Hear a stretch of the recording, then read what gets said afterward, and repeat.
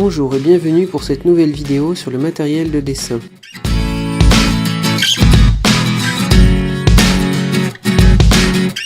C'est au XVIIe siècle que les Anglais découvrent le graphite qu'ils prennent tout d'abord pour un dérivé du plomb, d'où l'appellation crayon à mine de plomb.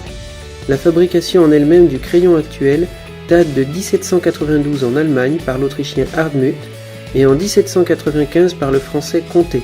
Il donnera naissance à la marque Conté qui a fêté ses 230 ans en 2015. Il s'agissait au début d'une mine maintenue par une bague dans un tube de métal. En 1858 est déposé un brevet pour la gomme fixée à l'extrémité du crayon. La dureté des mines. Les mines sont constituées de graphite et d'argile. Plus il y a d'argile, plus la mine est dure. Plus il y a de graphite, plus le trait de crayon sera gras. Il existe plusieurs duretés selon cette échelle. H, mine dure ou sèche, de H à 9H. F, mine fine. Il s'agit du milieu de l'échelle. HB, moyenne. B, mine tendre ou grasse, de 9B à B. Une mine 9B est grasse et s'use rapidement. Elle s'étale facilement, il faut donc faire attention en les utilisant qu'au passage de la main, les traits de crayon ne s'étalent, laissant une trace non désirée sur le papier.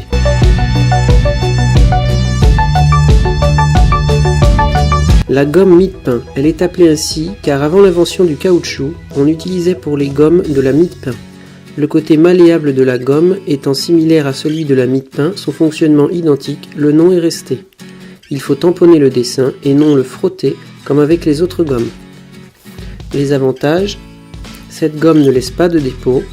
Le meilleur moyen de la nettoyer, c'est de la malaxer. Elle gomme plus ou moins selon la pression sur le dessin. Elle peut servir d'estompe.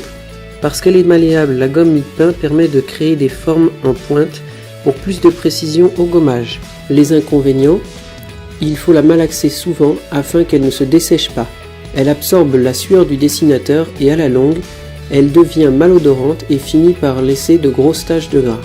Elle peut laisser des traces au bout de plusieurs années d'utilisation, voire des griffures sur le papier si elle a absorbé de la saleté. Elle ne garde pas sa forme, un problème quand on veut gommer précis. La gomme classique, c'est la gomme de l'écolier. Elle est facile à trouver en magasin. Attention cependant à ne pas prendre de gomme au rabais. Le rendu en serait pas du tout satisfaisant. Afin de la garder le plus propre possible, il convient de la laisser en partie emballée. Il ne faut pas hésiter à la tailler souvent afin de la garder précise. Les avantages: elle est facile à trouver, efficace sur les traits et les autres dessins. Se nettoie facilement. La planche à dessin ou un pantalon en jean suffisent. Les inconvénients: déconseillé sur le fusain ou les dégradés, laisse des pelures. Évitez à tout prix les gommes fantaisistes, car elles gomment souvent très mal et ne font qu'étaler ce qu'on veut effacer. La gomme électrique. Ces gommes travaillent avec un moteur électrique. Elles sont très efficaces mais coûtent relativement cher. Il y a d'abord l'appareil à acheter, puis les recharges qui parfois coûtent presque le même prix que l'appareil. La gomme mine. Son utilisation se rapproche du critérium. C'est assez précis à l'utilisation. Attention cependant à la qualité de la mine gomme. La gomme à encre, c'est la gomme rose et bleue. C'est une gomme dure qui a tendance à ravager les dessins. Elle adhère énormément à la feuille et parfois crée des froissures. Le côté rose accroche bien la feuille et le côté bleu laisse des traces et est tellement abrasif que parfois il use la feuille prématurément. Personnellement, je la déconseille. Pour les pelures de gomme, il faut éviter de les balayer de la main au risque de faire des traces ou de griser son dessin. Il faut pourtant bien enlever les restes les plus infimes de gomme pour éviter tout désagrément au dessin. Certains utilisent une plume ou une balayette, à vous de choisir.